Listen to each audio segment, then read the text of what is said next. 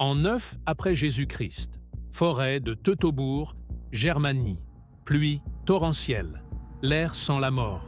Un légionnaire romain court désespérément entre les arbres. Son armure de métal, autrefois symbole de fierté impériale, est maintenant sa condamnation. La boue colle à ses sandales. Il entend des cris en latin qui s'éteignent au loin. Il entend quelque chose de pire, le silence après chaque cri.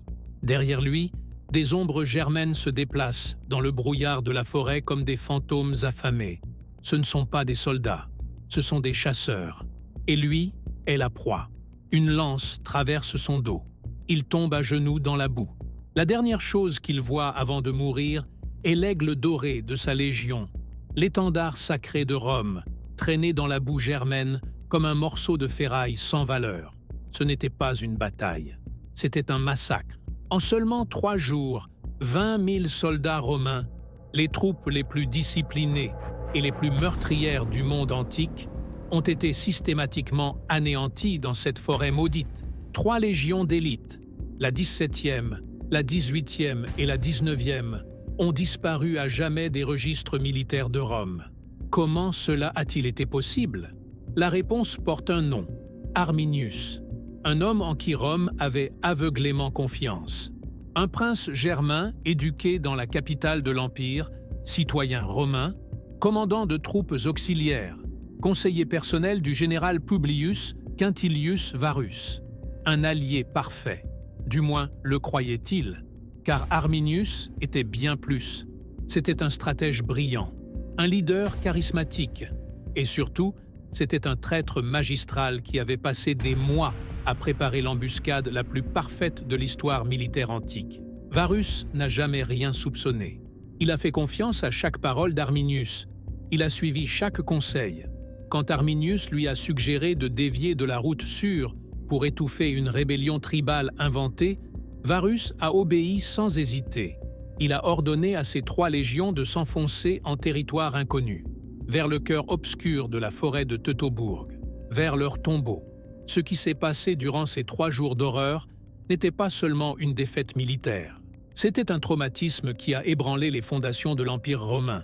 Quand la nouvelle est arrivée à Rome, l'empereur Auguste errait dans son palais en pleine nuit en criant comme un fou « Var ! Les légions ne sont jamais revenues. Leurs ossements sont restés éparpillés dans cette forêt pendant des siècles. Leurs aigles, les symboles les plus sacrés de Rome, ont été plantés sur des autels germains comme trophées de guerre. Voici l'histoire de comment l'arrogance d'un empire s'est heurtée à la ruse d'un homme.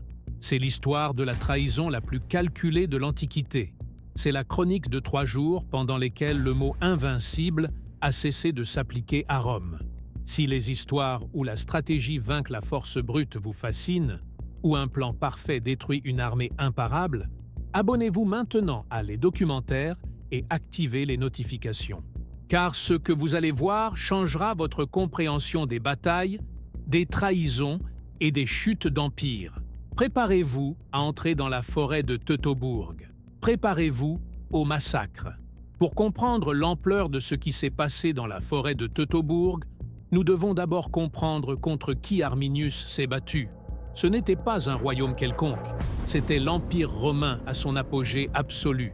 An 9 après Jésus-Christ, Rome contrôlait le monde connu, depuis les sables du désert syrien jusqu'aux brumes de Bretagne, depuis les côtes de l'Atlantique jusqu'aux rives du Danube. Plus de 50 millions de personnes vivaient sous l'aigle romaine, et toutes obéissaient à un seul homme, l'empereur Auguste. Auguste avait transformé Rome. Il avait hérité d'une république saignée par les guerres civiles et construit un empire de marbre et d'acier. Sous son règne, Rome a connu des décennies de prospérité. Les légions romaines étaient la machine militaire la plus meurtrière jamais créée. Discipline absolue, entraînement brutal, équipement supérieur, tactique révolutionnaire. Une légion romaine n'était pas simplement une armée, c'était un organisme vivant de 6000 hommes qui se déplaçaient comme un seul. Quand les trompettes sonnaient, les cohortes formaient la testudo, une tortue impénétrable de boucliers. Quand elles avançaient, elles marchaient en parfaite synchronisation. Quand elles attaquaient, Elles étaient implacables comme une tempête de fer. Chaque légionnaire était un professionnel entraîné pendant des années. Il portait 30 kilos d'équipement, armure de plaque, casque, gladius, pilum, bouclier. Il pouvait marcher 30 km par jour et construire un camp fortifié chaque nuit. Il savait combattre en formation, obéir aux ordres sans hésiter et mourir pour Rome sans se plaindre. Les légions avaient tout conquis. Elles avaient écrasé les féroces Gaulois. Elles avaient soumis les orgueilleuses cités grecques. Elles avaient vaincu les légendaires guerriers parthes. Il n'existait aucune force au monde capable de les affronter en terrain découvert et de survivre. 3 de ces légions marchaient à travers la Germanie en l'an 9. La Légion 17, la Légion 18, la Légion 19. 18 000 légionnaires d'élite, plus les auxiliaires germains, plus les esclaves et les serviteurs, plus les familles qui suivaient les troupes. Au total, près de 20 000 personnes. À la tête de cette force monumentale se trouvait Publius Quintilius Varus, sénateur romain, aristocrate de naissance, ami personnel de l'empereur Auguste. Il avait été consul, la charge la plus prestigieuse de Rome après l'empereur lui-même. Il avait gouverné la Syrie, l'une des provinces les plus riches de l'Empire, où il avait accumulé une fortune immense en collectant les impôts.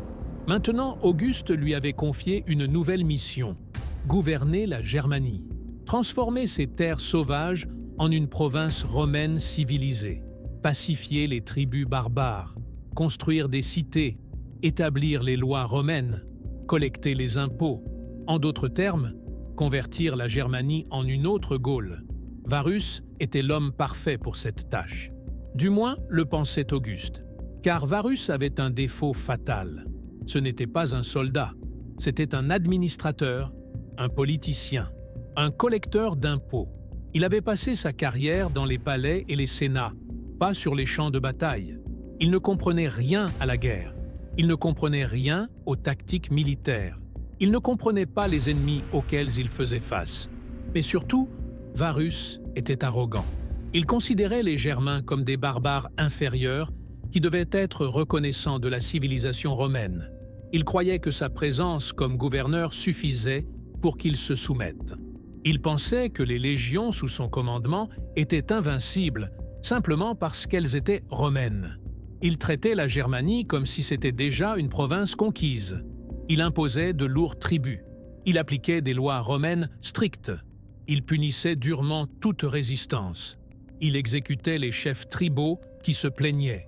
Tout cela avec la confiance de celui qui sait qu'il a le pouvoir absolu de Rome derrière lui. Les Germains détestaient Varus. Ils détestaient ses impôts. Ils détestaient ses lois étrangères. Ils détestaient son arrogance. Mais surtout, ils détestaient voir leurs terres ancestrales être converties en une autre province esclave de l'Empire. Cependant, il y avait un Germain qui semblait différent. Un prince tribal qui avait été éduqué à Rome depuis son enfance, qui parlait latin parfaitement, qui avait juré fidélité à l'empereur, qui commandait des troupes auxiliaires germaines au service de Rome, qui avait obtenu la citoyenneté romaine, un honneur suprême, qui avait atteint le rang d'équestre, équivalent à la noblesse romaine.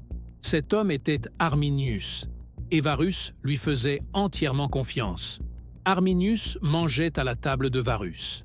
Il le conseillait sur les affaires tribales. Il lui expliquait les coutumes germaines. Il médiait entre Rome et les tribus. C'était le pont parfait entre deux mondes. L'exemple vivant que la civilisation romaine pouvait transformer même les barbares les plus sauvages. Varus le considérait comme son allié le plus précieux, son ami, sa main droite en Germanie. Il n'avait aucune idée qu'Arminius passait des mois à conspirer sa destruction totale. Pour comprendre la trahison la plus parfaite de l'histoire, nous devons connaître les deux hommes qui ont protagonisé ce drame mortel. Deux hommes qui mangeaient à la même table, qui riaient ensemble, qui s'appelaient amis. L'un faisait aveuglément confiance, l'autre conspirait en silence. Publius Quintilius Varus est né en l'an 46 avant Jésus-Christ, dans une famille aristocratique romaine qui avait connu des jours meilleurs. Son père, également sénateur, avait choisi le mauvais camp pendant les guerres civiles et s'était suicidé après la défaite à Philippe. Varus a grandi à Rome avec la détermination de restaurer l'honneur de son nom, et il y est parvenu. Il est devenu consul, la deuxième charge la plus importante après l'empereur. Il a gouverné la Syrie, où il s'est révélé être un administrateur efficace et impitoyable. Là-bas, il a étouffé des révoltes juives d'une main de fer. Il a crucifié 2000 rebelles. Il a imposé de lourds tributs qui ont rempli les coffres romains et sa propre fortune personnelle. Auguste a été impressionné par sa loyauté et son efficacité. C'est pourquoi, quand il a eu besoin de quelqu'un pour transformer la Germanie en une province civilisée, il a choisi Varus. Varus est arrivé en Germanie en l'an 7 après Jésus-Christ avec une mission claire: convertir les barbares en citoyens romains obéissants. Et il croyait fermement pouvoir y parvenir. Après tout, il avait réussi en Syrie. Pourquoi pas ici? Mais Varus a commis une erreur fondamentale. Il a traité les Germains exactement comme il avait traité les Syriens. Il a imposé des lois romaines étrangères à leur culture. Il a établi des tribunaux qui jugeaient selon des codes que les Germains ne comprenaient ni ne respectaient. Il a collecté de lourds tributs auprès de tribus qui vivaient de la chasse et de l'agriculture de subsistance. Il a exécuté les chefs tribaux qui protestaient. Et le pire de tout, il a fait tout cela avec une arrogance insupportable. Pour Varus, les Germains étaient simplement des barbares sales qui devaient être reconnaissants que Rome leur apporte la civilisation. Ce n'étaient pas des ennemis à respecter, c'étaient des enfants sauvages qui avaient besoin de discipline. Varus n'était pas un soldat. Il n'avait jamais commandé de troupes dans une vraie bataille. Son expérience militaire consistait à réprimer des révoltes désarmées de civils. Il ne comprenait rien aux tactiques. Il ne comprenait pas la guérilla. Il ne connaissait pas la valeur du terrain. Pour lui, les légions sous son commandement étaient simplement un symbole de pouvoir, pas un outil qui nécessitait de l'habileté pour être utilisé. Il passait ses journées en Germanie, comme s'il était à Rome. Il organisait des banquets, il écoutait des affaires judiciaires, il recevait des délégations tribales dans sa tente luxueusement décorée, il jouait à être empereur en miniature, et il faisait entièrement confiance à son conseiller principal, Arminius. Arminius était tout ce que Varus admirait chez un barbare civilisé. Il parlait latin sans accent. Il connaissait les poèmes de Virgile. Il portait la toge romaine. Il avait juré fidélité à Rome. Il était la preuve vivante que les Germains pouvaient être transformés. Ce que Varus ne savait pas, c'était qui était réellement Arminius. Arminius est né en l'an 18 avant Jésus-Christ comme fils du chef Ségimérus, leader de la tribu des Chérusques. Quand il avait environ 10 ans, son père a été obligé de l'envoyer à Rome comme otage, une pratique courante que Rome utilisait pour garantir la loyauté des tribus soumises. L'enfant a grandi dans la capitale de l'Empire. Il a appris le latin. Il a étudié l'histoire romaine. Il a été formé aux tactiques militaires romaines. Il a connu la discipline des légions de l'intérieur. Il a observé comment fonctionnait la machine militaire la plus puissante du monde. Il a appris ses forces. Et le plus important, il a appris ses faiblesses. Arminius était brillant. Il s'est distingué dans sa formation militaire. Il a gagné la confiance de ses supérieurs romains. Ils lui ont accordé la citoyenneté romaine, un honneur extraordinaire. Ils l'ont nommé équestre, l'élevant à un rang équivalent à la basse noblesse romaine. Ils lui ont donné le commandement de troupes auxiliaires germaines. De l'extérieur, Arminius était l'exemple parfait de l'intégration romaine. Un barbare qui avait vu la lumière de la civilisation et l'avait embrassée complètement. Mais en son fort intérieur, Arminius n'avait jamais cessé d'être un chérusque. Quand il est retourné en Germanie comme commandant auxiliaire, il a vu ce que Rome faisait à son peuple. Il a vu les anciens de sa tribu obligés de s'agenouiller devant des fonctionnaires romains arrogants. Il a vu des guerriers fiers traités comme des esclaves. Il a vu les terres ancestrales de son peuple être mesurées, évaluées et taxées par des collecteurs d'impôts étrangers. Il a vu Varus assis dans sa tente luxueuse, jouant à être roi sur un peuple qui ne l'accepterait jamais. Et Arminius a pris une décision. Ce n'était pas une décision impulsive, elle était calculée, froide, stratégique. Arminius comprenait qu'affronter Rome en terrain découvert était un suicide. Les légions étaient invincibles en bataille ordonnée. Mais il savait aussi que les légions avaient une faiblesse. Elles dépendaient de leur formation. Elles avaient besoin d'espace pour manœuvrer, d'un terrain plat pour former la testudo, de visibilité pour coordonner leurs mouvements. S'ils pouvaient amener les légions sur un terrain qui annulerait tous ces avantages, s'ils pouvaient les piéger dans un endroit où leur discipline ne servirait à rien, où leur lourde armure serait une malédiction au lieu d'une bénédiction, où chaque arbre cacherait une lance germaine, alors peut-être, juste peut-être, l'impossible pourrait se produire. Mais pour cela, il fallait que Varus lui fasse entièrement confiance. Il devait devenir le conseiller le plus précieux du général romain, son ami, l'homme dont Varus ne remettrait jamais les paroles en question. Et c'est exactement ce qu'il a fait. Pendant des mois, Arminius a été l'allié parfait. Il résolvait les conflits entre tribus, il médiait les disputes, il expliquait les coutumes germaines à Varus, il le conseillait sur les affaires tribales, il mangeait à sa table, il buvait son vin, il riait de ses plaisanteries. Il est devenu indispensable. Pendant ce temps, en secret, Arminius voyageait parmi les tribus germaines. Il parlait aux chefs des bructères, des marses, des chattes. Il leur montrait le plan. Il leur expliquait que Rome pouvait être vaincue, que les légions invincibles pouvaient saigner, qu'il y avait un moyen d'expulser les envahisseurs pour toujours. Certains chefs tribaux se méfiaient. Les tribus germaines étaient des rivales ancestrales. S'unir allait contre leur nature. Mais Arminius était persuasif. Et surtout, il offrait quelque chose qu'aucun Germain ne pouvait résister. La vengeance contre Rome. Lentement, tribu par tribu, chef par chef, Arminius a construit sa coalition. Et il a choisi l'endroit parfait pour le piège. La forêt de Teutobourg. Un labyrinthe d'arbres denses, de collines escarpées, de marécages traîtres. L'endroit idéal pour tendre une embuscade à une armée qui dépendait de la formation et de l'espace. Un abattoir naturel. Maintenant, il ne lui restait plus qu'à convaincre Varus de mener ses légions directement vers cet abattoir. Et Arminius savait exactement comment faire. Pendant que Varus organisait des banquets, en croyant que la Germanie était presque pacifiée, Arminius travaillait dans l'ombre à construire la conspiration la plus ambitieuse que les tribus germaines aient jamais vue. La tâche était monumentale. Les tribus germaines n'étaient pas un peuple uni. C'étaient des dizaines de groupes rivaux qui se battaient entre eux depuis des générations pour le territoire, l'honneur et les vengeances ancestrales.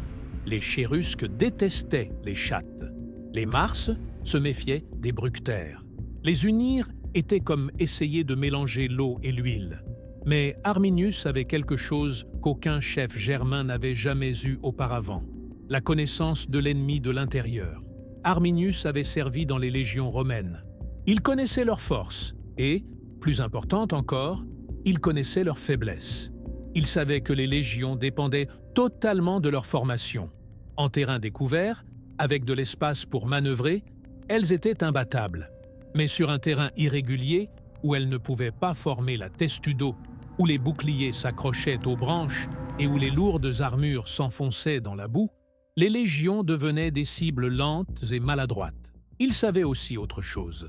Les légions romaines avaient conquis le monde parce qu'elles n'avaient jamais affronté un ennemi qui connaissait leur tactique aussi bien qu'elles-mêmes. Les Gaulois se battaient avec courage, mais sans discipline. Les Parthes étaient redoutables, mais prévisibles. Aucun n'avait eu un commandant qui avait été formé par Rome elle-même. Arminius était différent.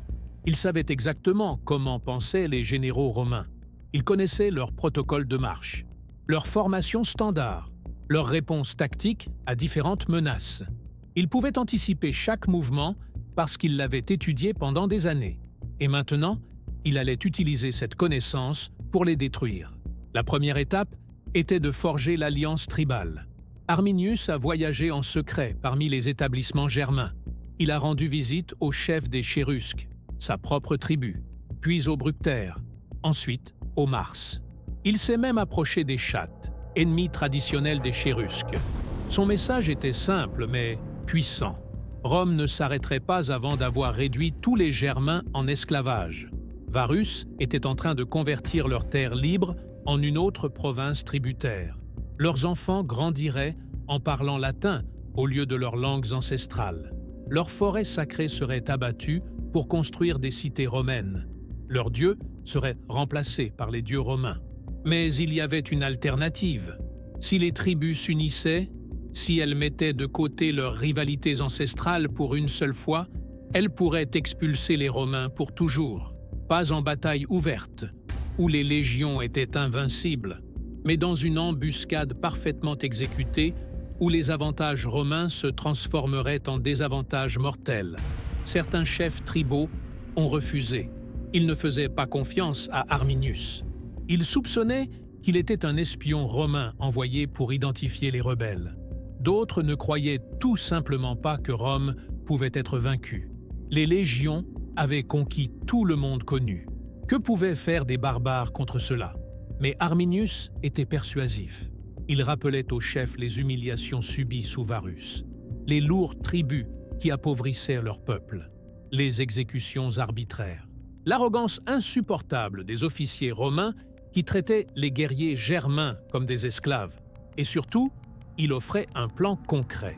Il ne demandait pas aux tribus de charger suicidairement contre les légions. Il leur montrait comment elles pouvaient gagner en utilisant le terrain, la surprise et la connaissance intime qu'Arminius avait des tactiques romaines. Lentement, tribu par tribu, chef par chef, la coalition a pris forme. Les Chérusques ont juré fidélité à Arminius.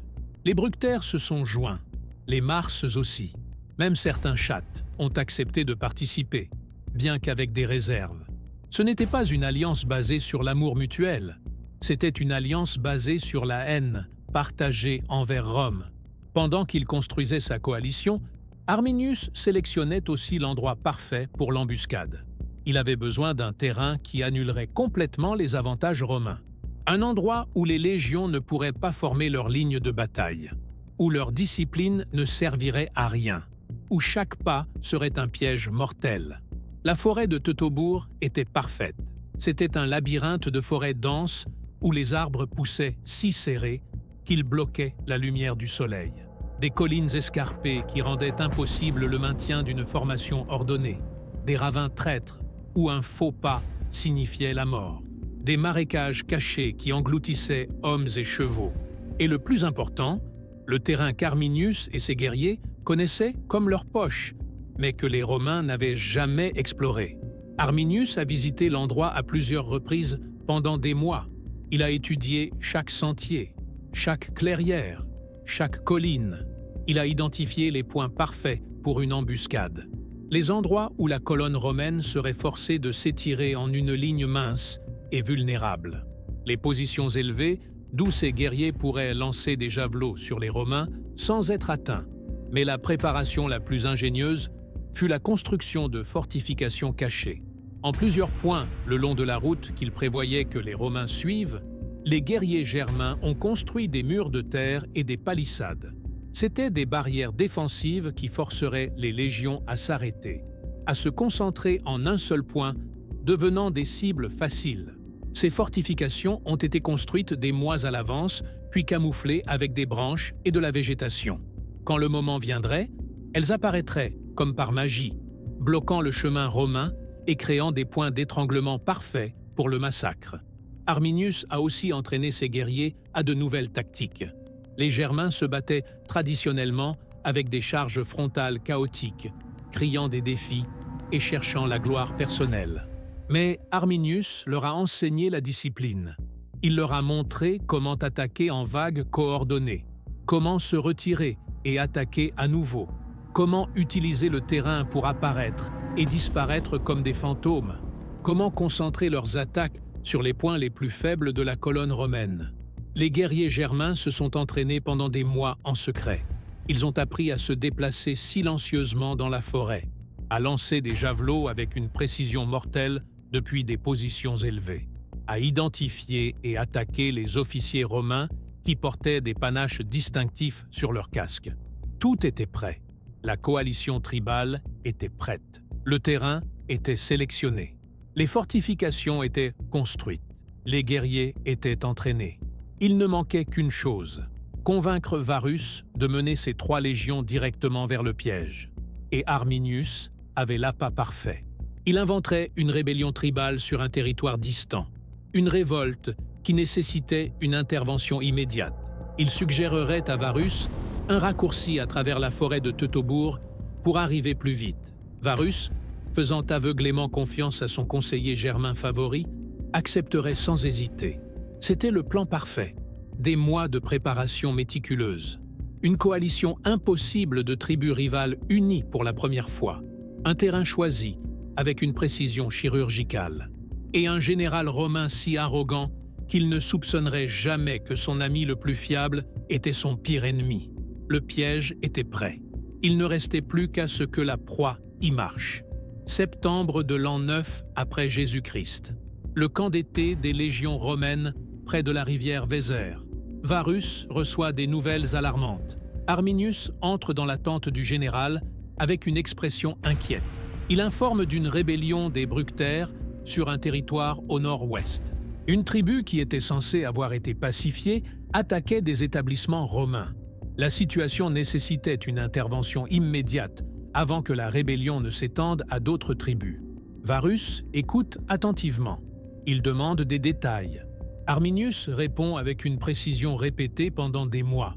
Il décrit des emplacements spécifiques. Il mentionne les noms de chefs tribaux impliqués. Tout semble complètement crédible. D'autres officiers romains expriment des doutes. Ségeste, un autre noble chérusque et rival d'Arminius, avertit Varus de se méfier. Il lui dit qu'il a entendu des rumeurs de conspiration, qu'Arminius n'est pas qui il prétend être, que les tribus planifient quelque chose. Varus écarte les avertissements d'un geste de la main. Ségeste et Arminius sont des ennemis connus. Évidemment, Ségeste essaie de discréditer son rival. De plus, Arminius a prouvé sa loyauté pendant des années. Il est citoyen romain. Il a mangé à sa table. Il a combattu aux côtés des légions. L'idée qu'il puisse le trahir est ridicule. Varus prend sa décision. Il ordonnera aux 3 légions de marcher vers le territoire des Bructères pour étouffer la rébellion.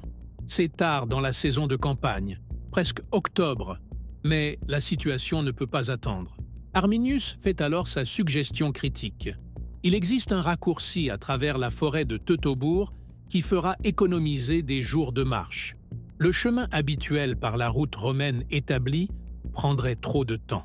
Quand les légions arriveraient, la rébellion pourrait s'être étendue. Mais s'ils prennent le raccourci qu'ils connaissent, ils arriveront vite et avec l'élément de surprise. Varus accepte sans hésiter. Il fait entièrement confiance à Arminius. Il ordonne aux légions de se préparer à marcher. La colonne qui s'est formée était massive. 18 000 légionnaires des légions 17-7, 18 et 19. Troupes auxiliaires germaines, commandées par Arminius. Cavalerie, mais aussi quelque chose qui transformerait la marche en cauchemar. Des civils. Les familles des officiers voyageaient avec les légions. Épouses, enfants, esclaves domestiques, marchands qui suivaient l'armée, serviteurs, prostituées, cuisiniers. Tout le cortège qui accompagnait les légions romaines en mouvement. Des centaines de chars à bœufs chargés de bagages, de provisions, de tentes luxueuses, de vaisselle d'argent, de meubles. Les légions ne marchaient pas en ordre de bataille. Il n'y avait aucune raison de le faire. Elles voyageaient à travers un territoire qu'elles croyaient pacifié, vers une mission qu'elles considéraient comme routinière. Les soldats marchaient en groupes dispersés. Les chars s'intercalaient entre les cohortes. Les familles étaient mélangées aux troupes. La formation était chaotique, étirée sur des kilomètres. C'était exactement ce qu'Arminius avait prévu. Le premier jour de marche s'est déroulé sans incident. Les légions ont avancé vers le nord-ouest, s'éloignant de la sécurité de la rivière Vézère. Le terrain a commencé à changer graduellement. Moins de champs ouverts, plus de forêts. Le chemin devenait plus étroit, obligeant la colonne à s'étirer encore plus. Arminius chevauchait aux côtés de Varus à l'avant-garde, indiquant le chemin, conversant amicalement. À l'intérieur, Il comptait les moments pour exécuter la phase suivante de son plan.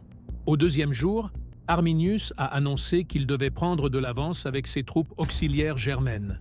Il devait rassembler des guerriers des tribus locales pour renforcer les légions avant l'affrontement avec les bructères rebelles. Varus a accepté. C'était logique. Arminius partirait avec ses hommes et rejoindrait les légions plus tard. Arminius a fait ses adieux à Varus cordialement. Il a promis de le retrouver dans quelques jours avec des renforts. Puis il a chevauché vers le nord avec toutes les troupes auxiliaires germaines sous son commandement. Il ne reviendrait jamais. Dès qu'il fut hors de vue des légions, Arminius et ses auxiliaires ont galopé vers les points de rassemblement préétablis, où attendaient des milliers de guerriers germains. La coalition qu'il avait forgée pendant des mois était prête. Les Chérusques, les Bructères, les Mars, les Chattes, tous armés, tous préparés, tous attendant le signal. Arminius est arrivé et a donné l'ordre. L'embuscade commencerait le lendemain. Pendant ce temps, les légions romaines continuaient leur marche inconsciente de ce qui les attendait. Elles sont entrées plus profondément dans la forêt de Teutobourg. Les arbres devenaient plus denses, le sentier plus étroit, le terrain plus irrégulier. Il a commencé à pleuvoir. D'abord, une bruine légère, puis plus fort. Bientôt, c'était une tempête torrentielle qui trempait tout. Le chemin s'est transformé en boue. Les chars s'enlisaient constamment. Les soldats glissaient sous le poids de leurs armures. Les boucliers se trempaient et devenaient lourds comme des pierres. Le moral a commencé à décliner. Les légionnaires maudissaient la pluie. Les officiers criaient des ordres, en essayant de maintenir un certain ordre dans la colonne chaotique. Les femmes et les enfants pleuraient, trempés et terrifiés par la forêt sombre qui les entourait. La colonne romaine s'étendait maintenant sur plus de 15 kilomètres. C'était un serpent long et vulnérable, zigzagant sur des sentiers étroits entre d'immenses arbres. La discipline légendaire des légions s'était évaporée. Chaque cohorte luttait pour avancer indépendamment. Il n'y avait pas de formation, pas de coordination, seulement des milliers d'hommes trempés, essayant de ne pas se perdre dans l'obscurité de la forêt. Et alors, le cauchemar a commencé. Depuis l'épaisseur de la forêt, arriva le premier cri de guerre germain, un son glaçant qui figea le sang des Romains, suivi par une pluie de javelots qui s'abattit sur l'arrière-garde de la colonne. Les légionnaires crièrent. Certains tombèrent avec des lances transpercées dans leur dos. D'autres levèrent leurs boucliers trempés en essayant de se protéger. Mais ils ne pouvaient pas voir d'où venaient les attaques. Les Germains attaquaient depuis les ombres entre les arbres et disparaissaient avant que les Romains ne puissent répondre. Varus ordonna aux légions de se former défensivement. Mais c'était impossible. Le terrain ne permettait pas les formations. Les arbres bloquaient le mouvement. La boue rendait impossible toute manœuvre. Les chars enlisés bloquaient le chemin. Les légions romaines les plus puissantes du monde étaient piégées et le massacre ne faisait que commencer. La première attaque arriva sans avertissement. Une pluie de javelots germains tomba sur l'arrière-garde de la colonne romaine depuis les hauteurs de la forêt. Des dizaines de légionnaires tombèrent avant de pouvoir lever leurs boucliers. Les cris des blessés se mêlaient aux cris de guerre germains qui résonnaient de toutes directions dans l'obscurité de la forêt. Varus ordonna immédiatement que les légions se forment défensivement. Mais c'était un ordre impossible à exécuter. Le sentier était si étroit qu'à peine 4 hommes tenèrent de front. Les chars bloquaient le chemin. Les civils couraient épouvantés entre les soldats. Les arbres étaient si serrés qu'ils empêchaient toute manœuvre coordonnée. Les centurions criaient des ordres en essayant d'organiser leurs hommes. Certains groupes parvinrent à former de petits cercles défensifs avec les boucliers devant. Mais ils ne pouvaient pas voir l'ennemi. Les Germains attaquaient depuis les ombres de la forêt, lançaient leurs javelots et disparaissaient avant que les Romains ne puissent répondre. Les troupes auxiliaires germaines, qui marchaient encore avec les légions, commencèrent à déserter. Au milieu du chaos, des groupes entiers d'auxiliaires se fondirent simplement dans l'obscurité de la forêt. Certains se retournèrent même contre les Romains, attaquant les soldats qui, quelques instants auparavant, avaient été leurs compagnons d'armes. La pluie continuait à tomber torrentiellement. Le chemin s'était transformé en une rivière de boue. Les légionnaires glissaient sous le poids de leurs armures trempées. Les boucliers de bois, gonflés par l'eau, pesaient le double de la normale. Les sandales de cuir se défaisaient dans la boue. Chaque pas était une lutte contre le terrain, autant que contre l'ennemi invisible. Varus tenta d'envoyer des cavaliers pour explorer les flancs et localiser l'ennemi. Mais la cavalerie était inutile sur ce terrain. Les chevaux s'emmêlaient dans les racines. Les cavaliers étaient renversés par les branches basses. Ceux qui tentaient de sortir du sentier se perdaient immédiatement dans l'épaisseur ou s'enfonçaient dans des marécages cachés. Les attaques germaines continuaient à arriver par vagues. De petits groupes de guerriers émergeaient d'entre les arbres, lançaient leurs armes, tuaient plusieurs Romains et disparaissaient avant qu'aucune réponse n'arrive. Ce n'était pas une bataille, c'était une chasse. Les Romains tentèrent de contre-attaquer. Des groupes de légionnaires s'enfoncèrent dans la forêt en poursuivant les Germains. Ils ne revinrent jamais. La forêt les avalait, et on entendait seulement leurs cris quand ils étaient pris en embuscade et massacrés loin de la vue de leurs compagnons. Au fur et à mesure que la journée avançait, la colonne romaine se fragmentait de plus en plus. La communication entre les différentes cohortes était impossible. Chaque groupe luttait pour survivre indépendamment. Il n'y avait pas de coordination, pas de plan, seulement le désespoir. Les chars commencèrent à être abandonnés. Les soldats comprirent que les bagages étaient une condamnation à mort. Ils coupèrent les rênes des bœufs et les laissèrent partir. Trésors personnels, armures de cérémonie, vaisselle d'argent, tout resta éparpillé dans la boue. La seule chose qui importait maintenant était d'alléger la charge et de continuer à avancer. Les familles qui voyageaient avec les légions souffraient encore plus. Femmes et enfants couraient entre les soldats en cherchant une protection que personne ne pouvait offrir. Certains légionnaires essayaient de protéger leurs familles en formant de petits groupes autour d'elles. Mais ces groupes se déplaçaient lentement et devenaient des cibles faciles pour les javelots germains.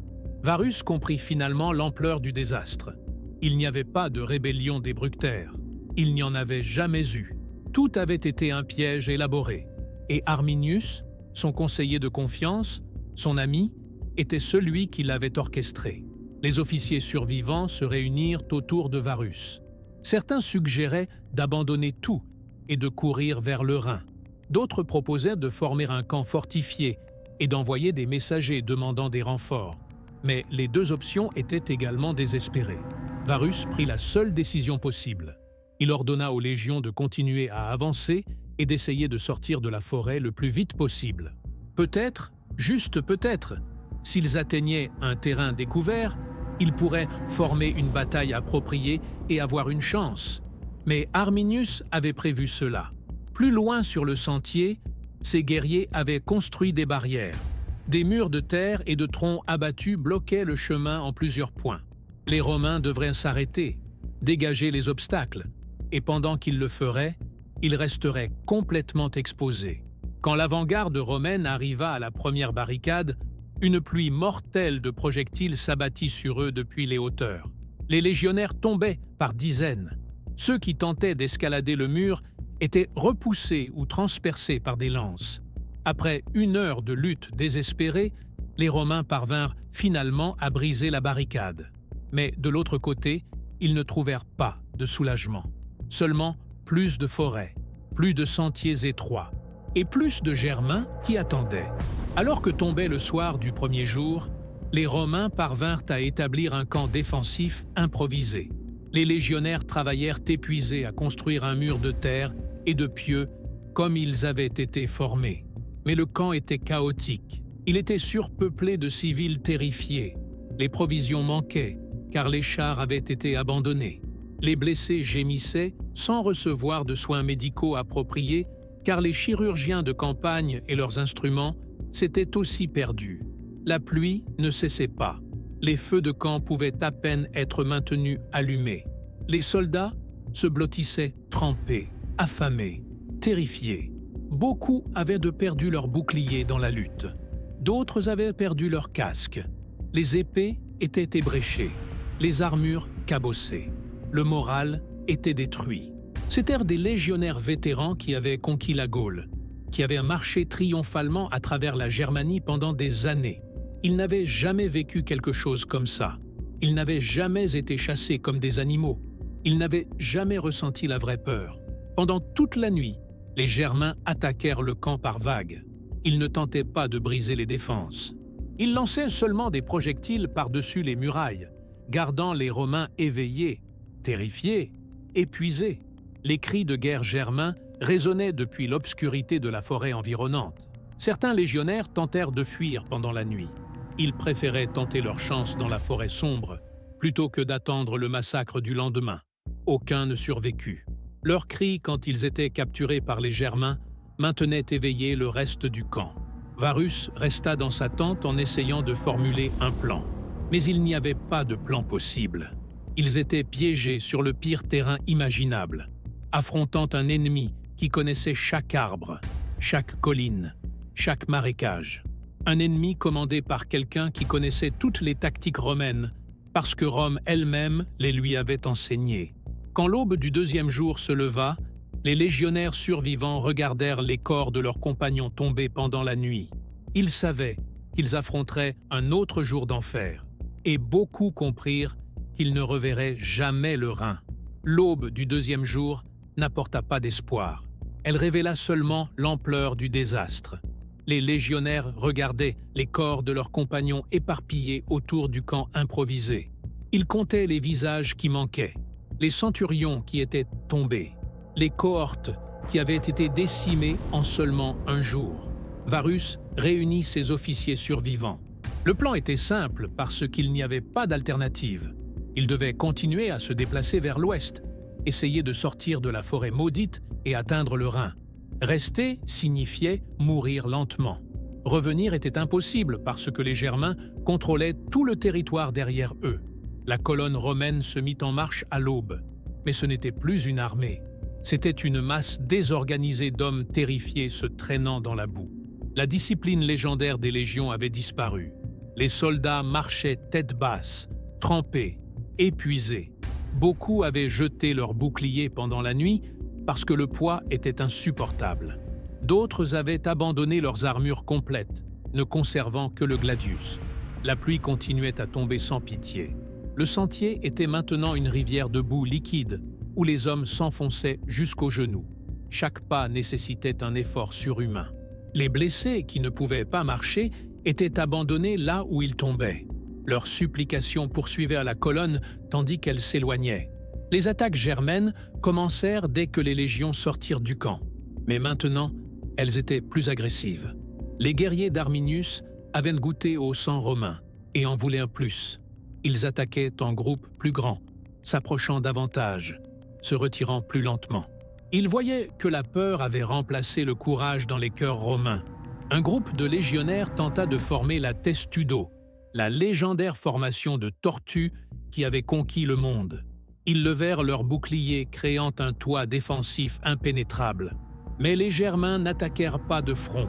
Ils les encerclèrent simplement et attendirent. Après 1 heure à maintenir la formation sous une pluie constante de projectiles, les Romains étaient si épuisés que la formation se désintégra. Alors les Germains chargèrent et les massacrèrent tous. Les auxiliaires germains qui restaient encore avec les légions commencèrent à changer de camp ouvertement. Des groupes entiers se retournaient contre les Romains au milieu de la marche.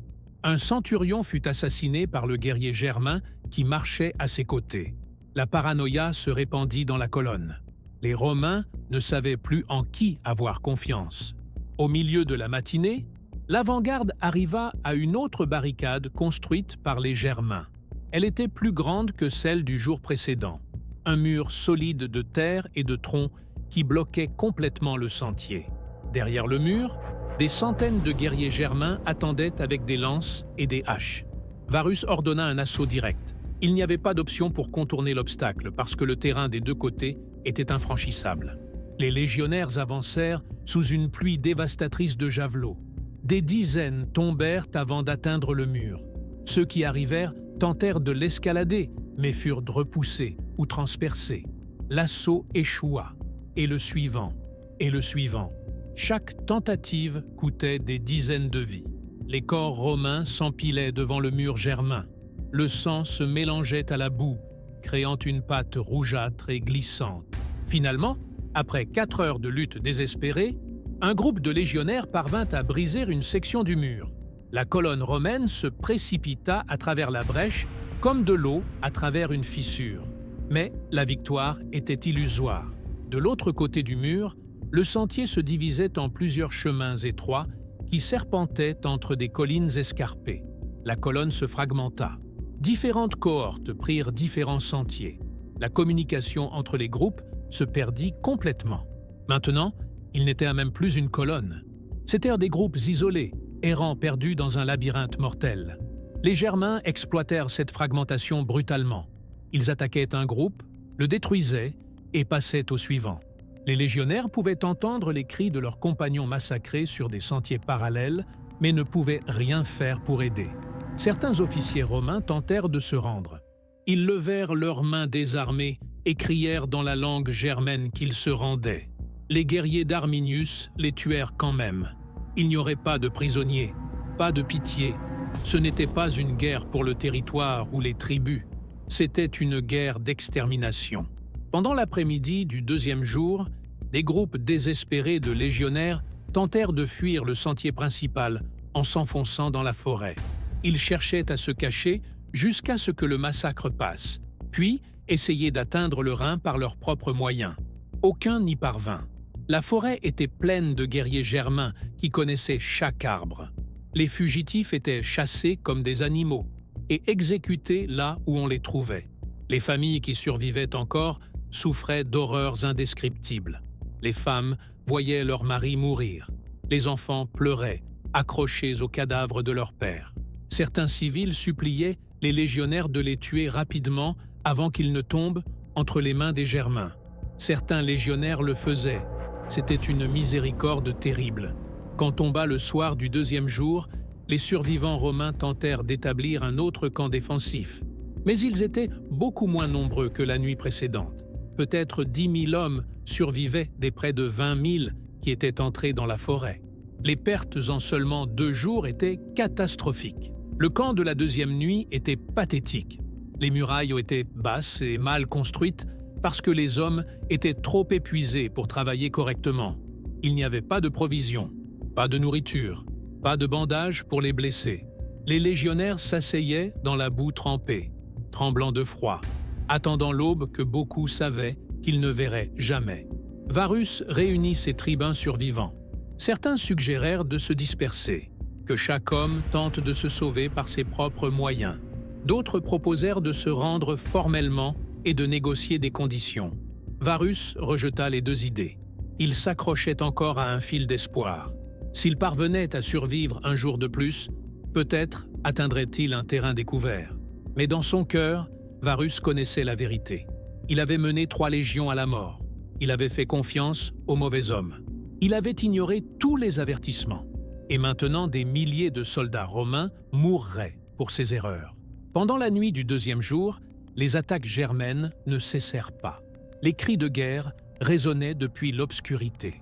Occasionnellement, des guerriers germains chargeaient contre les murailles du camp, tuaient quelques Romains et se retiraient avant qu'une réponse organisée n'arrive. C'était une torture psychologique conçue pour briser tout reste de morale qui subsistait. Quand l'aube du 3e jour se leva, les légionnaires survivants savaient que ce serait le dernier. Ils n'avaient plus la force de se battre. Ils n'avaient plus l'espoir de s'échapper. La seule chose qui restait était de décider comment mourir. La 3e aube arriva couverte par la même pluie implacable qui avait accompagné tout le cauchemar. Les survivants romains se levèrent de la boue où ils avaient passé la nuit. Ils étaient peut-être 6 ou 7 000 hommes des 20 000 qui étaient entrés dans la forêt 3 jours auparavant. Ils étaient trempés, affamés, blessés, mais surtout, ils étaient brisés mentalement. Varus savait que c'était le dernier jour. Il n'y avait plus d'espoir d'évasion. Aucun secours ne viendrait. Il n'y avait pas de négociation possible avec Arminius. La seule chose qui restait était de décider s'il mourrait en se battant ou en rampant. Il ordonna aux troupes survivantes de se former pour la dernière marche. Beaucoup de légionnaires ne bougèrent simplement pas. Ils restèrent assis dans la boue en regardant le vide. Certains centurions tentèrent de les forcer à se lever en les frappant avec leurs bâtons de commandement. Mais même les centurions n'avaient plus la force de frapper fort. La colonne qui finalement se mit en marche était un spectre de la fière armée romaine. Il n'y avait pas de formation, pas d'étendard. Les aigles légionnaires avaient été perdus ou cachés pour éviter qu'elles ne tombent entre les mains ennemies. Les hommes marchaient comme des zombies, traînant les pieds dans la boue, tenant des armes qu'ils n'avaient plus la force d'utiliser. Arminius avait préparé le coup final avec une précision chirurgicale. Il savait exactement où serait la colonne romaine le troisième jour. Il avait étudié le terrain pendant des mois et il avait choisi l'endroit parfait pour l'anéantissement total. Le passage de Calcrièse, un rétrécissement naturel où le chemin était piégé entre une colline escarpée et un marécage profond. Il n'y avait aucun moyen de l'éviter. Toute armée qui passait par là devait s'étirer en une ligne mince et vulnérable. Mais Arminius ne laissa rien au hasard. Pendant les semaines précédant l'embuscade, ses guerriers avaient construit des fortifications sur la colline qui dominait le passage. Des murs de terre et des palissades de bois d'où les archers germains pouvaient tirer vers le bas sur la colonne romaine. Des fossés qui forceraient les légionnaires à se regrouper dans des espaces encore plus réduits. Quand l'avant-garde romaine arriva au passage de Calcrise, elle fut accueillie par une tempête de projectiles. Javelots, flèches, pierres pleuvaient depuis les hauteurs. Les légionnaires tentèrent de lever leurs boucliers, mais ils étaient si affaiblis qu'ils pouvaient à peine les tenir. Les Romains tentèrent de charger la colline vers les fortifications germaines. C'était suicidaire, mais il n'y avait pas d'autre option. Rester dans le passage signifiait être massacré depuis les hauteurs. Certains groupes parvinrent à avancer de quelques mètres en montant. Les clous de leurs sandales militaires se plantaient dans la terre boueuse, laissant des marques que les archéologues trouveraient 2000 ans plus tard. Mais ils n'allèrent pas loin. Les guerriers germains sortaient des fortifications, attaquaient au corps à corps et se retiraient avant que les Romains ne puissent organiser une réponse. C'était comme essayer de se battre contre le vent. D'autres légionnaires tentèrent de contourner l'obstacle en s'enfonçant dans le marécage. Ce fut pire. Le marécage engloutissait des hommes entiers. Des légionnaires en armure complète s'enfonçaient dans la boue liquide et disparaissaient en criant. Leurs compagnons tentèrent de les sauver, mais parvenaient seulement à s'enfoncer aussi. Le marécage devint une tombe liquide qui avalait des dizaines de soldats chaque minute. Le massacre au passage de Calcrise dura des heures. Ce ne fut pas une bataille. Ce fut une exécution industrielle. Les Germains tuaient méthodiquement, pendant que les Romains mouraient sans pouvoir se défendre efficacement. Le sol du passage était couvert d'une couche épaisse de cadavres romains mélangés à la boue et au sang. Varus observa l'extermination depuis l'arrière-garde de la colonne. Il vit les légions les plus puissantes du monde être déchiquetées comme du papier mouillé. Il vit sa carrière détruite. Il vit son honneur souillé pour toujours. Et il prit la seule décision qui lui restait. Il réunit ses officiers les plus proches. Il leur dit que ce fut un honneur de les servir. Puis il dégaina son gladius et se le planta dans l'estomac en tombant sur la lame. Le général romain Publius Quintilius Varus mourut comme les Romains croyaient qu'un commandant vaincu devait mourir, de sa propre main plutôt que capturé. Beaucoup de ses tribuns et centurions suivirent son exemple. Le suicide se répandit comme une peste parmi les officiers supérieurs. Ils préféraient une mort romaine honorable que l'humiliation de la capture et l'exécution rituelle germaine. Avec la mort de Varus, le dernier vestige du commandement romain s'effondra. Les soldats survivants se dispersèrent en tentant de fuir individuellement. Certains coururent vers la forêt et furent chassés. Certains tentèrent de se rendre et furent exécutés quand même. Certains se laissèrent simplement tuer où ils étaient, parce qu'il ne leur restait plus de volonté de vivre. Les guerriers germains poursuivirent les fugitifs pendant des heures. Ils connaissaient le terrain parfaitement. Chaque route d'évasion était bloquée. Chaque cachette était connue. La chasse continua jusqu'à ce que tombe la nuit du troisième jour. Quand le silence arriva finalement dans la forêt de Teutobourg, 3 légions romaines avaient cessé d'exister. Entre 15 et 20 000 hommes étaient morts. Les aigles des légions 17, 18 et 19 avaient été capturés. Elles représentaient les symboles les plus sacrés de Rome, et maintenant, elles étaient entre les mains des barbares. Les Germains célébrèrent leur victoire avec des rituels qui glaçaient le sang. Certains prisonniers romains furent sacrifiés aux dieux germains. Des officiers romains furent attachés à des arbres et brûlés vifs. D'autres furent décapités et leurs têtes plantées sur des lances comme trophées. Le corps de Varus fut trouvé par les Germains. Ils lui coupèrent la tête et l'envoyèrent comme cadeau à Marobode, roi des Marcomans, espérant le convaincre de se joindre à la rébellion contre Rome. Marobode refusa l'offre et envoya la tête à Rome. Auguste ordonna qu'elle soit enterrée avec les honneurs dans le mausolée familial de Varus. Très peu de Romains parvinrent à s'échapper. Quelques petits groupes se cachèrent dans la forêt pendant des jours et atteignirent finalement le Rhin. Le préfet du camp Lucius Aegius parvint à mener les restes d'une cohorte vers la sécurité après une marche épique. Ces survivants apportèrent les nouvelles du désastre à Rome. Le champ de bataille resta couvert de cadavres pendant des années. Les os de 20 000 Romains blanchirent sous le soleil germain. Les armes rouillées s'enfoncèrent dans la boue. Les pièces romaines restèrent éparpillées sur des kilomètres. Arminius avait accompli l'impossible. Il avait détruit 3 légions romaines. Il avait expulsé Rome de la Germanie orientale. Il avait démontré que l'Empire était vulnérable. L'invincibilité romaine était un mythe. Et ce mythe était mort dans la forêt de Teutobourg avec 20 000 soldats. Les premières rumeurs arrivèrent à Rome des semaines après le désastre. Des messagers épuisés, des survivants psychologiquement détruits, arrivaient avec des fragments de l'histoire. Au début, le Sénat ne voulait pas y croire. 3 légions entières anéanties était impossible. Rome ne perdait pas de guerre de cette ampleur. Mais à mesure que plus de survivants arrivaient, l'horrible vérité devint indéniable. La légion 17, 18 et 19 avaient cessé d'exister. 20 000 soldats romains avaient été massacrés dans une forêt germaine. Les aigles légionnaires, les symboles les plus sacrés du pouvoir militaire romain, étaient entre les mains des barbares. La nouvelle arriva à l'empereur Auguste alors qu'il se reposait dans son palais. Le vieil empereur, qui avait transformé Rome d'une république sanglante en un empire puissant, reçut le coup le plus dévastateur de son règne. Les historiens romains ont enregistré qu'Auguste entra en état de choc.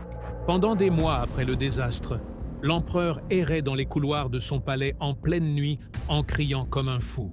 Son cri était toujours le même, une supplication désespérée adressée au général mort. Quintili var, legiones red. Varus, rends-moi mes légions. C'était un cri qui contenait toute l'agonie d'un empire qui venait de découvrir qu'il n'était pas invincible. Auguste ne se remettrait jamais complètement du traumatisme. Le désastre de Teutobourg assombrit ses dernières années de vie. La panique se répandit à Rome. Si 3 légions pouvaient être anéanties si complètement, qu'est-ce qui empêchait les Germains de traverser le Rhin et de marcher sur Rome elle-même? Les défenses sur la frontière germaine furent renforcées frénétiquement. De nouvelles légions furent recrutées pour remplacer celles perdues.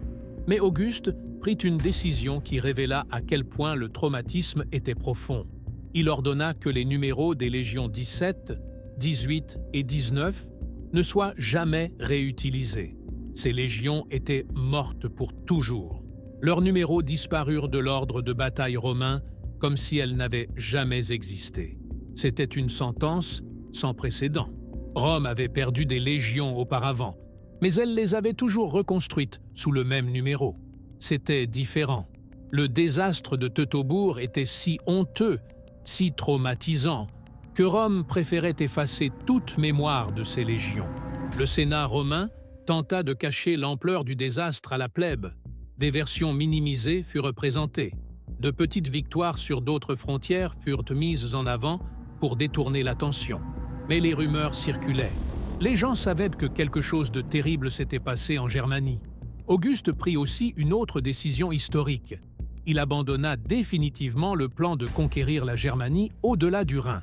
Pendant des décennies, Rome avait tenté d'étendre sa frontière jusqu'à la rivière Elbe, en romanisant tout le territoire intermédiaire. Ce plan mourut à Teutobourg. Le Rhin devint la frontière permanente de l'Empire romain au nord. Rome construirait des forteresses massives le long du fleuve. Elle maintiendrait des garnisons permanentes, mais elle ne tenterait jamais plus de conquérir les profondeurs de la Germanie. Cette décision aurait des conséquences historiques monumentales. La Germanie ne serait jamais romanisée. Les tribus germaines maintiendraient leur culture, leur langue, leur identité séparée de Rome. Des siècles plus tard, ces mêmes tribus envahiraient et détruiraient finalement l'Empire romain d'Occident. Dans les années suivantes, Rome lança des expéditions punitives en Germanie sous le commandement de Germanicus, neveu d'Auguste. Ces expéditions obtinrent des victoires locales. Elles récupérèrent 2 des 3 aigles perdus à Teutobourg, mais elles ne reconquirent jamais de territoire définitivement. Germanicus visita même le site de la bataille des années plus tard. Les historiens romains ont enregistré la scène horrible qu'il trouva. La forêt était encore pleine d'os blanchis de légionnaires. Des armures rouillées pendaient aux arbres. Des crânes étaient plantés dans des troncs comme des avertissements. Les autels germains exhibaient encore des restes des sacrifices humains d'officiers romains. Germanicus ordonna d'enterrer les restes avec les honneurs militaires. Il construisit un tumulus commémoratif, mais il ne put effacer la défaite. Il ne put récupérer les 3 légions. Il ne put rendre à Auguste ce qu'Arminius avait détruit. Le désastre de Teutobourg devint une blessure psychologique permanente dans l'orgueil romain. C'était la preuve que Rome pouvait être vaincue, que la discipline et la formation romaine n'étaient pas suffisantes contre des ennemis qui connaissaient le terrain et utilisaient des tactiques non conventionnelles. Pour la Germanie, Teutobourg fut le moment décisif. Arminius avait accompli l'impossible. Il avait uni les tribus rivales. Il avait détruit des légions romaines. Il avait expulsé Rome de la Germanie orientale. Il devint un héros tribal et un symbole de résistance. Mais la victoire aurait un prix. Rome n'oublierait jamais et ne pardonnerait jamais. La bataille de la forêt de Teutobourg ne fut pas simplement une défaite militaire. Ce fut un tremblement de terre géopolitique qui redessina la carte de l'Europe pour toujours. Avant Teutobourg, Rome prévoyait de romaniser toute la Germanie jusqu'à la rivière Elbe.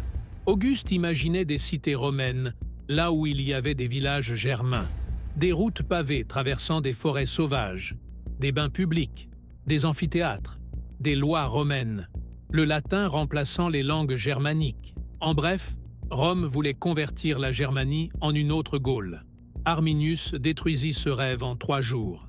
Après Teutobourg, le Rhin devint la frontière permanente de l'Empire. Rome construisit le Limes Germanicus, une ligne fortifiée de centaines de kilomètres avec des forteresses, des tours de guet et des garnisons permanentes. Mais elle ne tenta jamais plus de conquérir les profondeurs de la Germanie. Cette décision eut des conséquences historiques monumentales. La Germanie ne fut jamais romanisée. Les tribus germaines maintinrent leur culture, leur langue, leur structure tribale. Elles n'adoptèrent pas le droit romain. Elles ne construisirent pas de cités à la manière méditerranéenne. Elles ne s'intégrèrent pas au monde latin.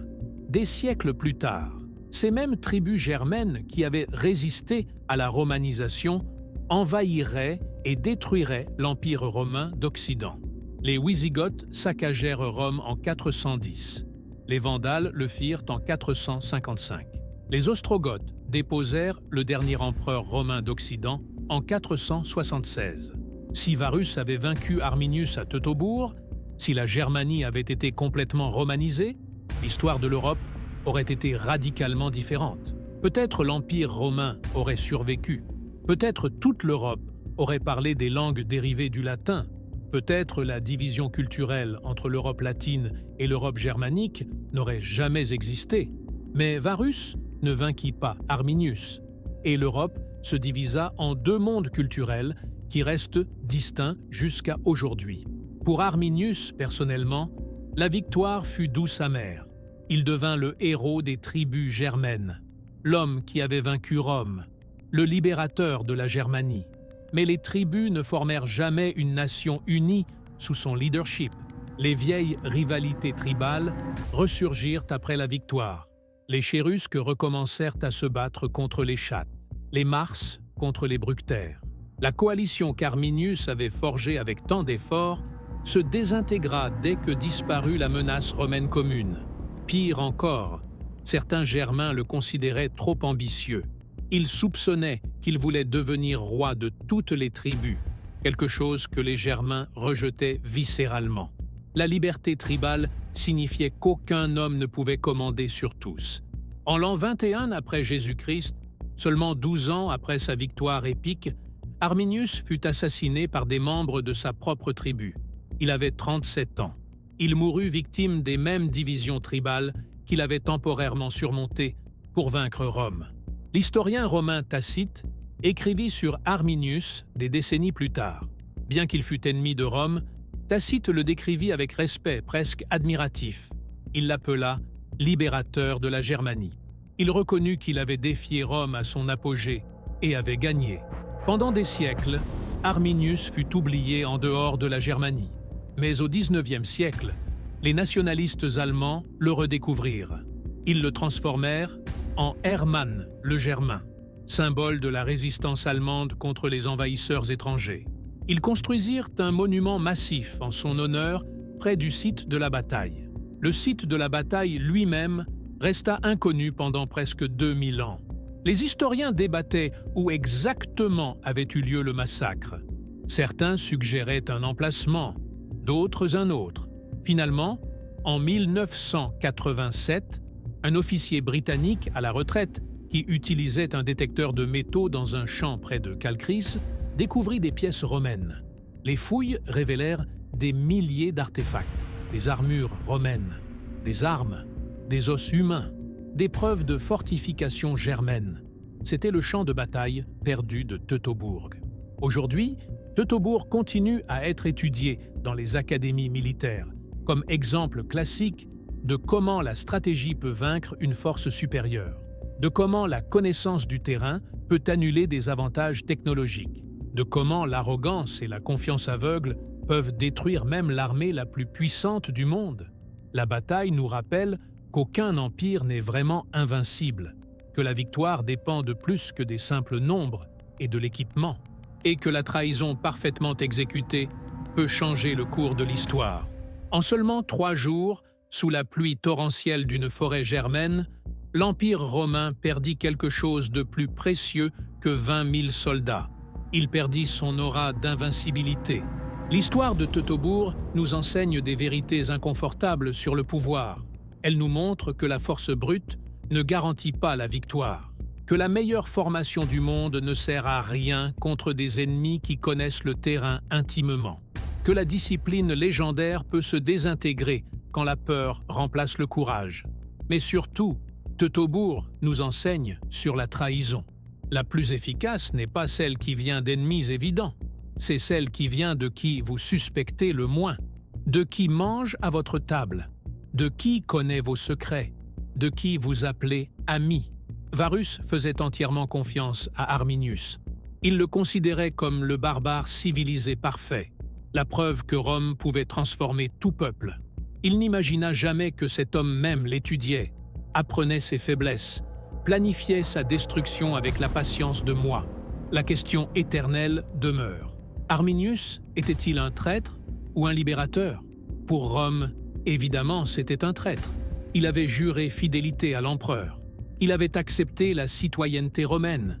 Il avait servi dans les légions. Et puis, il avait utilisé toute cette connaissance pour massacrer ses anciens compagnons. Pour les Germains, c'était un héros. Un homme qui avait infiltré l'ennemi, appris ses secrets et utilisé cette connaissance pour libérer son peuple. Un stratège brillant qui avait accompli l'impossible en unissant des tribus rivales et en vainquant l'empire le plus puissant du monde.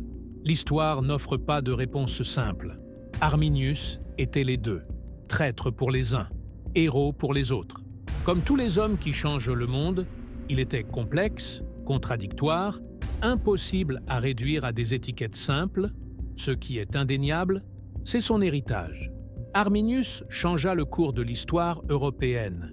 Si Teutobourg n'avait pas eu lieu, Si Varus avait soupçonné le piège, si les légions avaient survécu, toute l'histoire occidentale serait différente.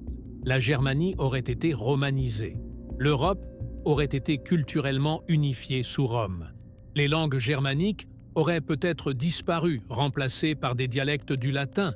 L'Empire romain aurait peut-être survécu des siècles de plus sans la pression de tribus germaniques non romanisées. Mais Teutobourg eut lieu, et dans cette forêt pluvieuse, sous les arbres où pendaient les armures romaines rouillées et les crânes blanchis, naquit la division entre deux mondes, le monde latin et le monde germanique, une division qui définit l'Europe jusqu'à aujourd'hui. 2000 ans plus tard, des touristes visitent le site près de Calcrise. Ils voient les artefacts au musée, des pièces romaines, des pointes de javelots, des os humains, des restes du massacre le plus célèbre de l'Antiquité. Et peut-être certains se demandent ce qu'ils auraient fait à la place de Varus. Auraient-ils fait confiance à Arminius? Auraient-ils soupçonné leur conseiller le plus loyal? Auraient-ils vu le piège avant d'y tomber? Probablement pas. Parce que le meilleur piège est celui que la victime ne voit jamais venir. Si cette histoire de stratégie, de trahison et de destruction vous a fasciné, abonnez-vous à Les Documentaires. Nous avons d'autres récits de batailles qui ont changé le monde, d'empires qui sont tombés et d'hommes qui ont défié l'impossible. Laissez-nous dans les commentaires votre opinion. Arminius était-il un traître ou un libérateur? A-t-il fait ce qu'il fallait? Ou Rome était-elle inévitable? Votre perspective nous intéresse. Et rappelez-vous toujours la leçon de Teutobourg. En politique, en guerre, en affaires, dans la vie. Les trahisons les plus dévastatrices viennent de ceux en qui vous avez le plus confiance. L'arrogance aveugle plus que l'obscurité. Et au moment le moins attendu, dans l'endroit le moins soupçonné, l'invincible peut saigner. Dans la forêt de Teutobourg, sous la pluie germaine de l'an 9 après Jésus-Christ, l'invincibilité de Rome mourut avec 20 000 soldats, et le monde ne fut plus jamais le même.